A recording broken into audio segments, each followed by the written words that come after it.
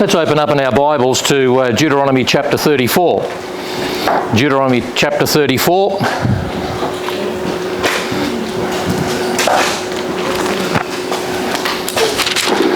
While we're doing that, you can have a look out the front of me and see that I'm getting older and fatter and eyes not as good as they used to be and so on. But here in Deuteronomy 34 we read about Moses. In Deuteronomy 34 verse 7, although Moses was 120 years old when he died, his eye was not dim, nor his vigour abated. So when he was 120, he died, of course, but up till that time his eye was not dim, nor his vigour abated. And I'd like us to think this morning a little bit about Moses before we go into our topic this morning. And if you know anything about the life of Moses, you'll know that this 120 years he lived breaks up very nicely into thirds. The first 40 years of his life, then up to 80 years old before he died at 120. And rather than have a look at Exodus and Deuteronomy for the moment, let's go back to the book of Acts, because Stephen, in his talk to the Jews before they stoned him, talked about the life of Moses. So let's turn over to Acts chapter 7 and have a look at these different periods in the life of Moses. Acts chapter 7 verses 20 onwards. We find here Acts chapter 7 verse 20, Stephen says, "It was at this time that Moses was born, and he was lovely in the sight of God, and he was nurtured 3 months in his father's home. And after he had been set outside, Pharaoh's daughter took him away and nurtured him as her own son. Moses was educated in all the learning of the Egyptians, and he was a man of great power in words and deeds." And so there's the beginning of Moses' life. Very young, he's taken up by Pharaoh's daughter, and he grows up in Egypt for the first 40 years of his life. Let's skip down to Acts chapter 7, verses 23 onwards. We're told here, when he was approaching the age of 40. So here's our nice little division here. He's almost 40. When he was approaching the age of 40, it entered his mind to visit his brethren, the sons of Israel. And when he saw one of them being treated unjustly, he defended him and took vengeance for the oppressed by striking down the Egyptian. And he supposed that his brethren understood that God was granting deliverance through him, but they did not understand. So when he was about 40 years old, he struck down the Egyptian, killed the Egyptian, and if you read on there, this became known, and so he fled. He fled from Egypt at that time, and as we'll see, he ended up in Midian for the next 40 years. Let's skip down to Acts chapter 7, verse 29. At this remark, Moses fled and became an alien in the land of Midian, where he became the father of 2 sons. After 40 years had passed, an angel appeared to him in the wilderness at Mount Sinai in the flame of the burning thorn bush. So, at 40 years old, he thinks the people understand that he's a deliverer. They don't. The news spreads about him killing the Egyptian, so he flees to Midian, and it's about 40 years later. So here's the next nice division, where he sees the burning bush, and God's going to deliver the people through Moses, and he's going to spend the last 40 years of his life out in the wilderness with the people of God. Let's have a look at Acts 7, verse 36. "This man led them out, performing wonders and signs in the land of Egypt and in the Red Sea and in the wilderness for 40 years. And so if you're thinking about the life of Moses, think about those 3 divisions. Always easy to think about this. 40 years in Egypt, then 40 years as a shepherd most of the time, I would imagine, in Midian, and then 40 years with the people of God after they'd been led out of Egypt in the wilderness. Now, what I would like to concentrate on today is when Moses is about 80 years old. Remember, this was about the time he saw the bush burning. So let's go back now to the book of Exodus and have a look at that account of the burning bush. Exodus chapter 3.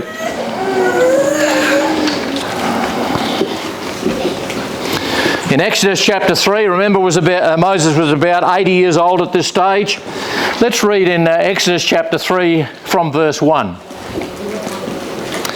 Now Moses was pasturing the flock of Jethro, his father-in-law, the priest of Midian, and he led the flock to the west side of the wilderness and came to Horeb, the mountain of God. Now we've already read in Acts chapter 7 verse 30 that that was Mount Sinai. So Horeb, or Mount Sinai, verse 2, the angel of the Lord appeared to him in a blazing fire from the midst of a bush.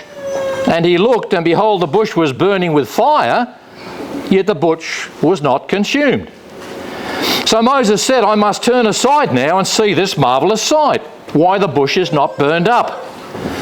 When the Lord saw that he turned aside to look, God called to him from the midst of the bush and said, Moses, Moses. And he said, Here I am. Then he said, Do not come near here. Remove your sandals from your feet, for the place on which you are standing is holy ground. Verse 6, he also said, I am the God of your father, the God of Abraham, the God of Isaac, and the God of Jacob. And let's just pause there for a moment. You might recognise that verse from our studies on Wednesday night. This is the verse that Jesus referred to when he was talking with the Sadducees. Remember, the Sadducees said there was no resurrection from the dead. And Jesus pointed to this verse and said, well, God's not the God of the dead. He's the God of the living. He's the God of Abraham, Isaac and Jacob, even though they died centuries before the time of Moses. But anyway, let's press on. Let's keep going here. Then Moses hid his face, for he was afraid to look at God. Verse 7, the Lord said, I have surely seen the affliction of my people who are in Egypt, and I have given heed to their cry because of their taskmasters, for I am aware of their sufferings. So I have come down to deliver them from the power of the Egyptians, and to bring them up from the land to a good and spacious land, to a land flowing with milk and honey, to the place of the Canaanite and the Hittite and the Amorite and the Perizzite and the Hivite and the Jebusite. Now behold, the cry of the sons of Israel has come to me. Furthermore, I have seen the oppression with which the Egyptians are oppressing them. Therefore come now, and I will send you to Pharaoh, so that you may bring my people, the sons of Israel, out of Egypt. So here's the account, of course, of what's known as the burning bush. The bush that's burning but is not consumed. And I thought before we go on, I might provide a little humorous note here. This has always stuck with me. The burning bush is referred to in Mark 12 and Luke 20. But I read a book many years ago, a book entitled Moses and the Gods of Egypt by a fellow called John J. Davis. This book was written in 1972. But he wrote this: Moses saw a bush. It was on fire, but it did not burn. Well, we all know that. But he writes, John J. Davis says, several years ago, this writer was most amused and amazed at being shown in one holy place, I presume this is over Middle East somewhere, some of the original ashes from Moses' burning bush. So just before 72, whenever it was, John J. Davis was offered some of the ashes from the burning bush by some fellow who was trying to make a few dollars, it seems. But of course, the burning bush was burning, but it wasn't consumed. So of course, there were no ashes. And this fellow here says he was most amused and amazed that people should sell these things. We shouldn't be too surprised. People will try anything, it seems, to make a dollar these days. But let's go back to that reading in Exodus chapter 3, verses 1 to 10. Let's have a look at some of the important points here. Verses 7 and 9, God had seen the affliction of his people. Verses 7 and 9, God had heard their cry. Verse 8, God was going to deliver his people. And most importantly for us this morning, notice how he was going to do it. Verse 10, he was going to use Moses. Moses was the one that he was going to deliver the people by. Now, before we go any further this morning, I want you to imagine that you're right now in the shoes of Moses. God has just told you that he's very concerned for his people. He's going to deliver his people, and he's going to use you to deliver them. Would you be excited? Would you be thrilled?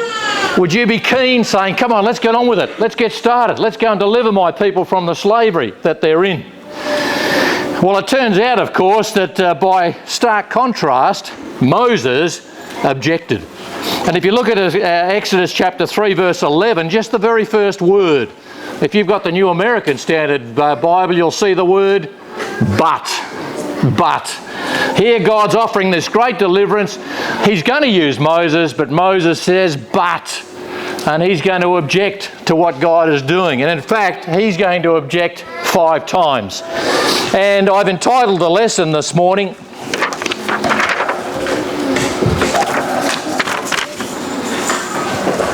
Moses' 5 objections. Here he is at the burning bush, and he objects 5 times to what God has offered in this situation. So let's go to the first of these. The first of these, Moses says before God, who am I? Basically, why use me? Who am I? I'm a no one. Let's have a look at Exodus chapter 3, verse 11. But Moses said to God, who am I that I should go to Pharaoh, and that I should bring out the sons of Israel from Egypt? Now, I don't know why Moses says that. He'd been a shepherd, remember, for those middle 40 years, it seems. We know in Genesis 46, verse 34, that a shepherd was loathsome to the Egyptians. So maybe he was thinking now that he was loathsome to the Egyptians. I don't know. It seems like he's lost some confidence, doesn't it? Because we read in Acts chapter 7, verse 22, that he was a man of power in word and deed when he was in Egypt. But now, 40 years later, it seems as if he's lost a bit of confidence, because he says, who am I? And we saw back in that timeline, of course, that back at this early stage, when he was about 40, approaching 40, he thought the people might recognise him as their deliverer. But now, by the time of 80, he seems to have lost confidence. Who am I? Why send me? He thought he was a deliverer back here, but now, 40 years later, he's lost his confidence. Well, let's see what God says to him in verse 12 here. Exodus 3, verse 12. And he said, certainly I will be with you. Now, isn't that lovely? Moses says, well, who am I? Well, that doesn't matter who you are. The point is, God will be with him. Certainly I will be with you. And this shall be the sign to you that it is I who have sent you. When you have brought the people out of Egypt, you shall worship God at this mountain. Now, the end of that verse, you shall worship God at this mountain, we need to appreciate that that word you is plural there. So God is saying, this is the sign I'm going to give you, that not just you will be here at this mountain now, Mount Sinai, but you and everyone else. All the Israelites will be with you, and you'll be worshipping me at this mountain. That was the sign that he gave Moses. And of course, we shouldn't think that Moses was without any other sign, because remember, as God was talking to Moses on this occasion, he'd already had the sign of the burning bush. There was that bush burning before him and wasn't being consumed. So God has given him that sign, and he gives him another sign, that the people will come out and eventually worship at this mountain, which they did, as we know from the books of the Bible. Now, before we move on from this one, I wonder today, do we ever feel like Moses did? Do we ever feel inadequate before God like Moses did? In Matthew 28, remember, Jesus told his apostles to go into all the world and make disciples of all the nations. Do sometimes we feel inadequate to do that? Do we wonder how we're going to do that? Well, let's turn to that passage, Matthew 28.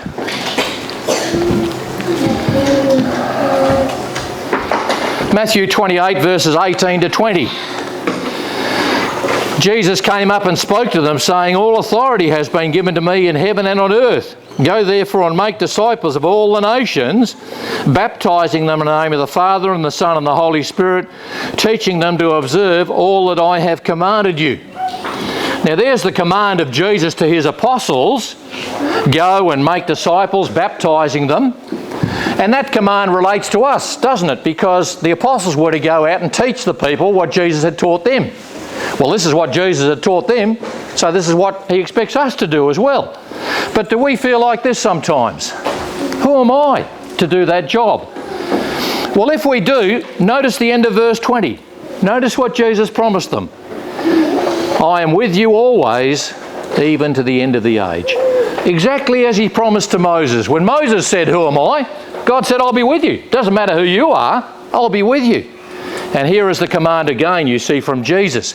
Go into all the world, preach the gospel to all creation, and I'll be with you to the end of the age. In 1 Corinthians chapter 1, let's turn there. We need to remember that what's important is God and not ourselves. In 1 Corinthians chapter 1, verse 26. Consider your calling, brethren, that there were not many wise according to the flesh, not many noble, not many mighty, but God has chosen the foolish things of the world to shame the wise, and God has chosen the weak things of the world to shame the things which are strong. And the base things of the world and the despised God has chosen, the things that are not, so that he might nullify the things that are, so that no man may boast before God. You see, God doesn't need to have the mighty and the noble always. He can work with the rest of us. The rest of us that are not many, that are mighty or noble or wise or whatever. You see, because God will be with us, just as with Moses. Moses said, well, who am I? God said, I'll be with you. That's what's important. And the same for us. We might not be noble or mighty or wise, but if we got God with us, if we're serving God according to his work, then that's all we need. So you might imagine once Moses gets that answer, he's now fired up, eager, ready to go. Well, let's go. Let's go and free my people. Well, not quite. Next we find him saying this. What shall I say to them about you? In other words, who are you? He started off saying, who am I? Then he basically says to God, well, who are you, God? Let's have a look at that. Let's open up to Exodus chapter 3, verse 13 there. You might like to mark Exodus 3 and 4. We'll be going backwards and forwards to this section. But notice Exodus 3, verse 13. Moses said to God, behold, I'm going to the sons of Israel, and I'll say to them, the God of your fathers has sent me to you. Now they may say to me, what is his name? What shall I say to them? So in other words, Moses has said, well, who am I? But then he says basically to God, well, who are you? What's your name? What shall I say to them? And I don't know how much the people of Israel may have been influenced by the Egyptians, but if we cross for a second to Exodus chapter 12. Notice here in Exodus chapter 12, in Exodus chapter 12, verse 12, at the end of the verse, God says that he's going to go against all the gods of Egypt. I'll execute my judgments. I am the Lord. So obviously in Egypt there were many, many gods, many idols, Ra, the sun god, and so on. I don't know how many there were. But Moses says to God, well, what shall I say to them? Who are you? What name shall I give to you? And let's read on as to what God answers Moses. He basically answers Moses with a threefold response here. If we go down to verse 14, Exodus 3 verse 14, God said to Moses, I am who I am. And he said, thus you shall say to the sons of Israel, I am has sent me to you. Now isn't that a wonderful response from God? I am. I'm the unchanging one. I'm the eternal one.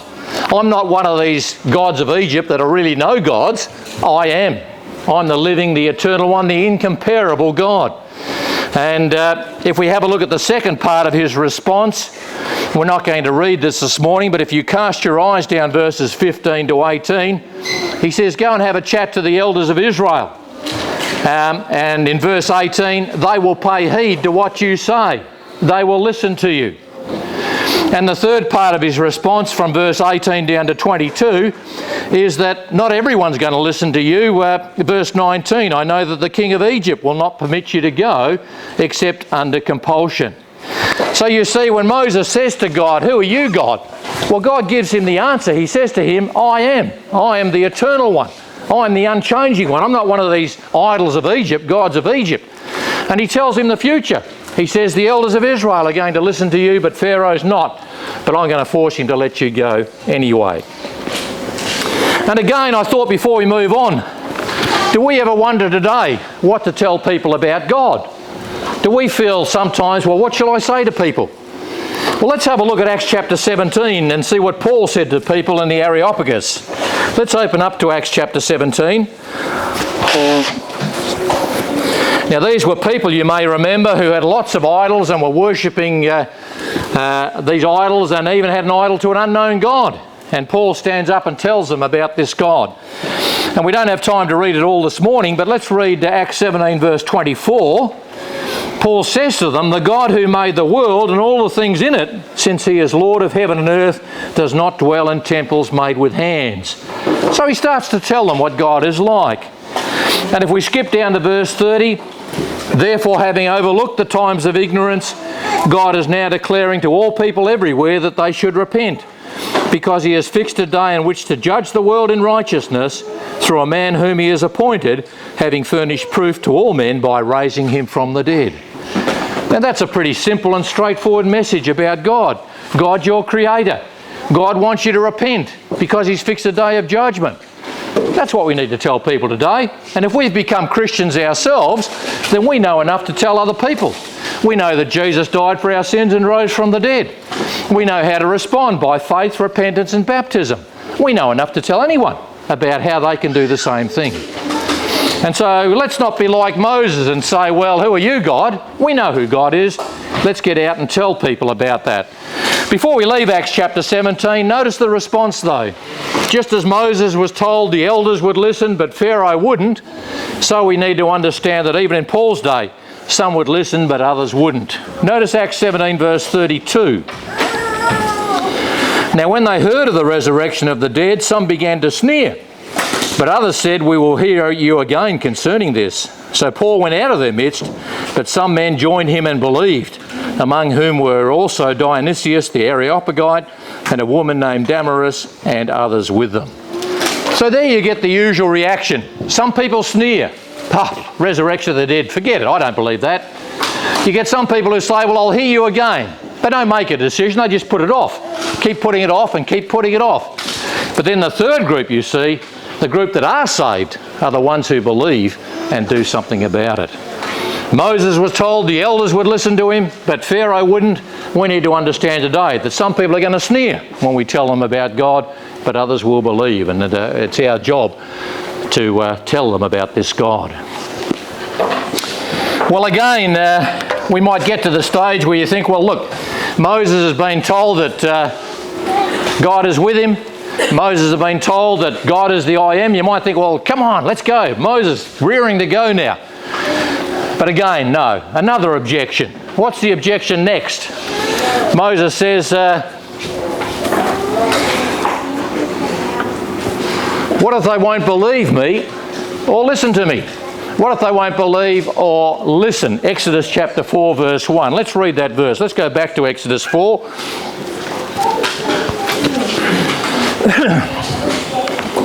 In Exodus chapter 4 verse 1, Moses said, "What if they'll not believe me or listen to what I say? For they may say, the Lord has not appeared to you."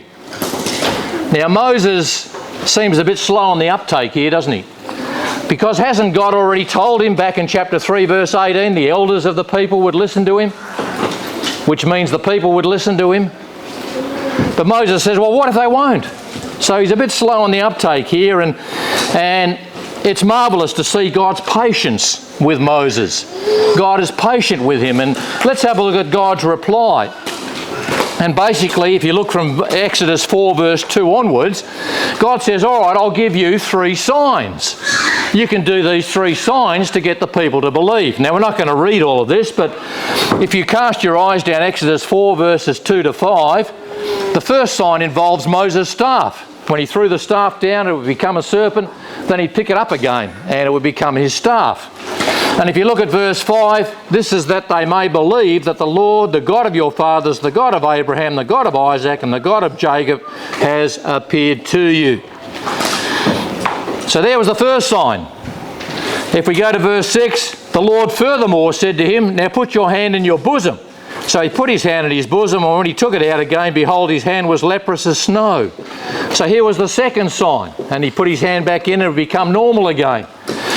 And we're told down in verse 8, if they will not believe you or heed the witness of the first sign, they may believe the witness of the last sign. So there's 2 signs. But he gives him a third one as well. Look at verse 9. But if they'll not believe even these two signs, or heed what you say, then you shall take some water from the Nile and pour it on the dry ground, and the water which you take from the Nile will become blood on the dry ground. So there's a third sign, so that Moses could convince the people that God had indeed appeared to him. And again, before we leave this third objection of Moses, do we sometimes get like Moses today? Do we ever get panicky or paralysed because we're trying to anticipate what people are going to say to us before we even tell them about God? If so, then we need to remember passages like John 20. Let's turn to John 20. I know today the age of miracles has ceased, and we can't perform 3 miracles like Moses did in his day. But what can we show people that should convince them? Well, let's have a look at John 20, verse 30. Therefore, many other signs Jesus also performed in the presence of the disciples, which are not written in this book, but these have been written so that you may believe that Jesus is the Christ, the Son of God, and that believing you may have life in his name.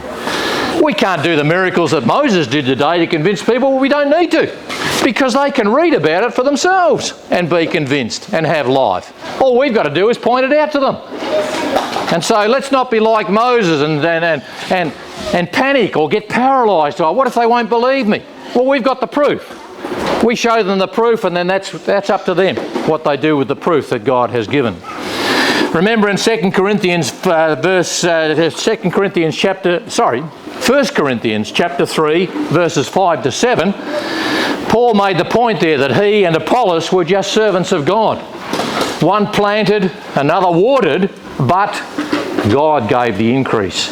And so we shouldn't be like Moses. What if they won't believe or listen? No, that's not our job. Our job is to present to them the truth so they can believe. If they choose not to believe, well, that's up to them. If they choose to believe, then well, that's great. And so there's Moses' third objection. And again, when you've looked at these, God says, don't worry about who you are, I'll be with you. Tell them I am the I am. I'm not one of these nothing gods of Egypt. And I'll give you these 3 signs so that you can convince them. Again, you think, well, Moses must be, well, let's get going. I'm ready. Let's do it. But again, as you know, another objection. So what does Moses come up with next? Well, God, I've never been eloquent. I'm no good at speaking. I don't know what to say. I don't know how to say it. Let's go back to Exodus chapter 4. Now, what's curious about this, I find, is if you remember 40 years before the burning bush, Moses had been educated in Egypt, and we're told in Acts 7:22 that he was a man of power in word and deed. He was a man of power in word and deed. That was 40 years ago. I don't know, 40 years in the wilderness, he must have got a bit soft or lost confidence. I don't know what it was. But let's go back to Exodus chapter 4, verse 10. Moses said to the Lord, "Please, Lord, I've never been eloquent." Well, that's a bit of an excuse, isn't it? He had been eloquent back in Egypt. "I've never been eloquent, neither recently nor in the time past." Well, come on, Moses, pull the other leg. You have been eloquent. "Nor since you have spoken to your servant." Even now when God was speaking through the burning bush, Moses says, "Well, I still haven't got it. I'm still no good. For I am slow of speech and slow of tongue." So there's his next excuse, you see. I'm not a good speaker. I've never been a good speaker. I'm not even a good speaker now. I can't find the words to say. And yet God had been told already, haven't we, in Acts 7 verse 22, that he was a man of power in words and deeds. Well, one of the marvellous things I find in this series of objections is the patience of God. Because here come these objections one after the other, and even now, God is still patient with him. So let's have a look at God's reply in Exodus 4 verse 11. In Exodus 4 verse 11, God gives him a threefold reply again. The first part here, the Lord said to him, "Who made man's mouth? Or who makes him mute or deaf or seeing or blind? Is it not I, the Lord?" So God is saying to Moses, "Look, Moses, I made your mouth. It's adequate for the job I've sent you. You don't need to be an eloquent speaker, just do the job." That's basically what God is saying. But let's go on to verse 12, because he gives the second part of his reply. "Now then go, and I, even I, will be with your mouth. Well, you can't go wrong if God is with your mouth. And look at the third part, the end of verse 12, and I will teach you what you are to say. So don't worry about if you don't think you can speak. I've made your mouth, and I'm going to go with you. I'm going to teach you what to say. Moses should have got on with the job, of course, and done exactly what God had sent him to do. Now, sometimes, before we move on, I wonder if we get a bit like this. We get a bit worried about how we sound to other people, whether we can impress them with wisdom and make everything sound superb to them. Well, we don't need to do that. Let's turn to 1 Corinthians chapter 2. Let's remember the great Apostle Paul. What was he like when he turned up before the Corinthians? In 1 Corinthians chapter 2 verse 1. When I came to you, brethren, I did not come with superiority of speech or of wisdom. He wasn't a great speaker. He didn't have superior speech. Proclaiming to you the testimony of God. Verse 2. For I determined to know nothing among you except Jesus Christ and Him crucified. I was with you in weakness and in fear and in much trembling. And my message and my preaching were not in persuasive words of wisdom. Listen to that. Weren't in persuasive words of wisdom, but in the demonstration of the Spirit and of power, so that your faith would not rest on the wisdom of men, but on the power of God. Even the Apostle Paul, the great Apostle Paul, wasn't a great speaker. And he didn't need to be a great speaker. All he needed to tell people was about Christ and Him crucified. Didn't matter he wasn't a great speaker. That was all they needed to hear. And if we turn over to 2 Corinthians chapter 10, notice what Paul says later on to the Corinthians again. In 2 Corinthians chapter 10 verse 10, they say his letters are weighty and strong, but his personal presence is unimpressive and his speech is contemptible. That's what they thought about Paul's speech, contemptible. Let's go to chapter 11, 2 Corinthians chapter 11 verse 6. Paul says, even if I am unskilled in speech, yet I'm not so in knowledge. In fact, in every way we have made this evident to you in all things. Paul admits, even if he wasn't any good at speaking, that doesn't matter. He told them what they needed to hear, Christ and Him crucified. And we need to remember today, we don't need to make this excuse before God or object to God. Look, I don't know what to say. I've never been eloquent. We've got the gospel.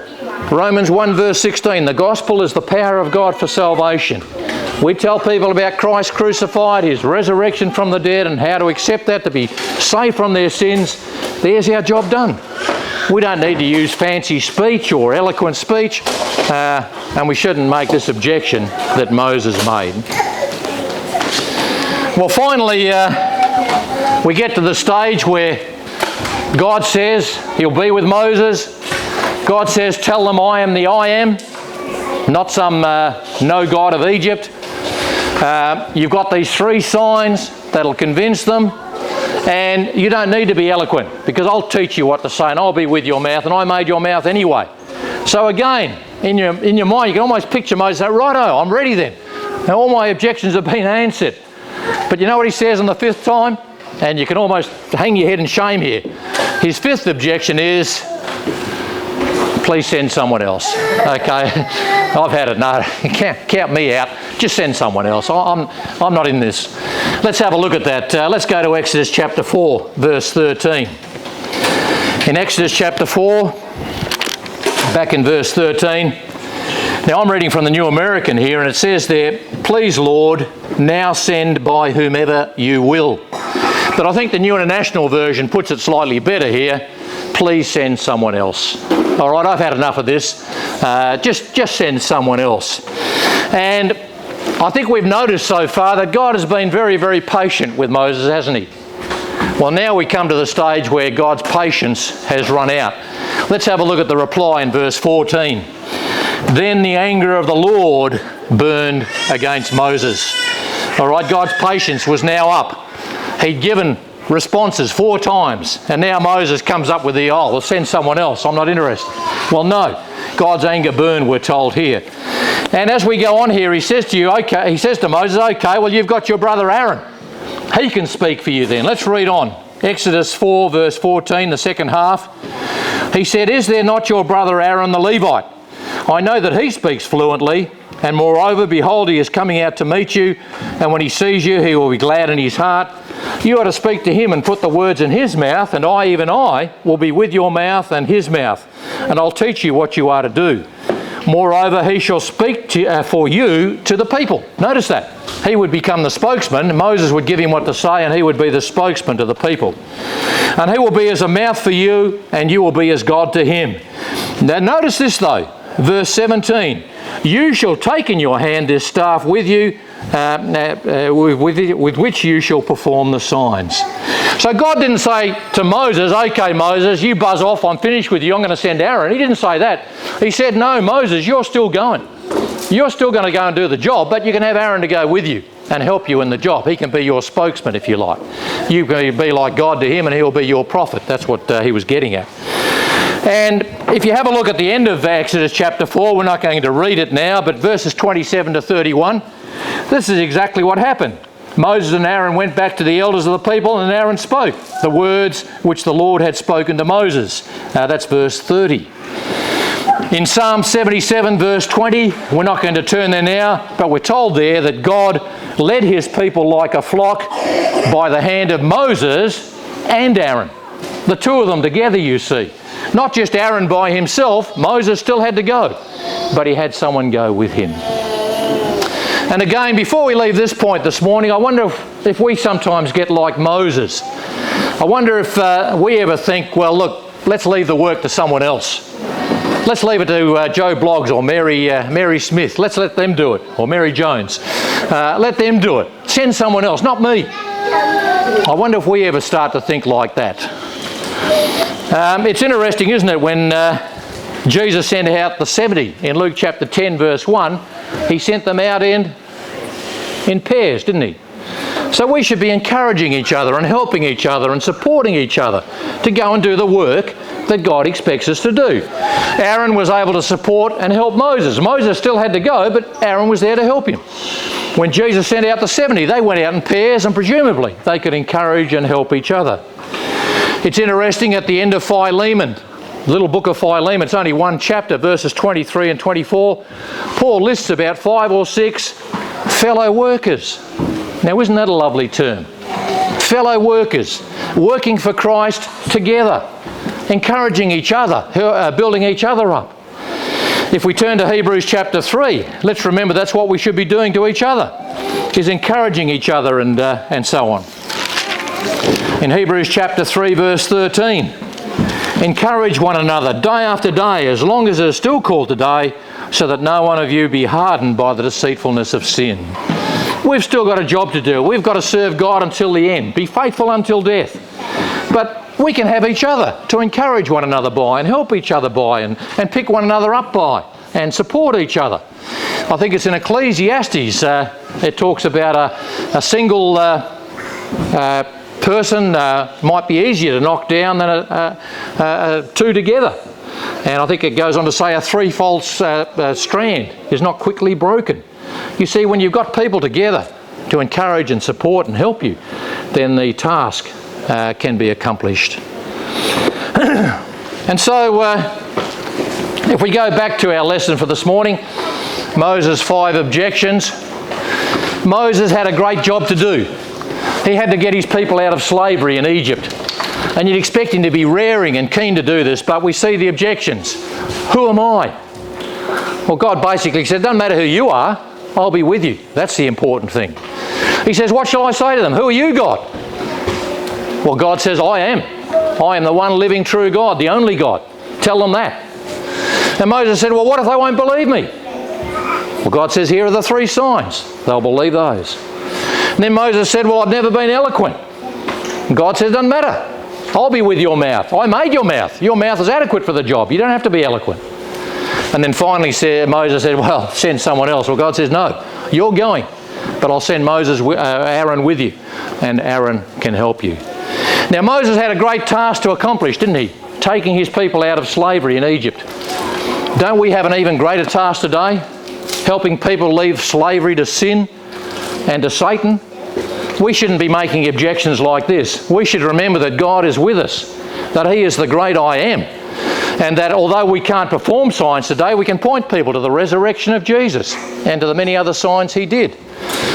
And we don't need to be eloquent. We don't need to sound great. We just need to tell them about Christ crucified. And we certainly don't want to say, send someone else. Let's do what we can to spread the gospel and help each other to do that very thing. Marvellous example there of how not to respond to God. Let's make sure we don't make such objections. I'd like to finish in the little book of Philippians, Philippians chapter 2. Let's turn there.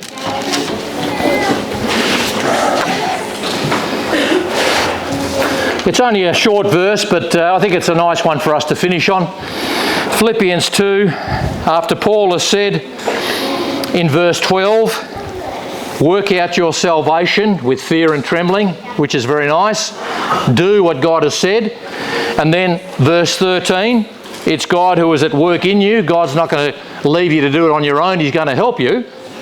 After reading those two verses, notice what we read in verse 14. Do all things without grumbling or disputing. And I'd like you to notice that last word, disputing. Let's not come up with objections. Let's not dispute. Let's just do all things that God has commanded us without grumbling or disputing. Moses certainly wanted to dispute with God, but God would have none of it. And we haven't got time this morning, but if you read on in Exodus chapter 4, Moses eventually got on with the job, and we know how it went. The people were delivered from slavery and so on. This morning, before we do finish, we extend the invitation to any who haven't yet become Christians to believe in Jesus, to repent, to be baptised for forgiveness of sins. Acts 2 verse 38. For those of us who've already done that, let's not make excuses or objections like Moses did. Let's get on with the job of serving God and be faithful until the end. Let's think on these things now as Carl leads us in the final song.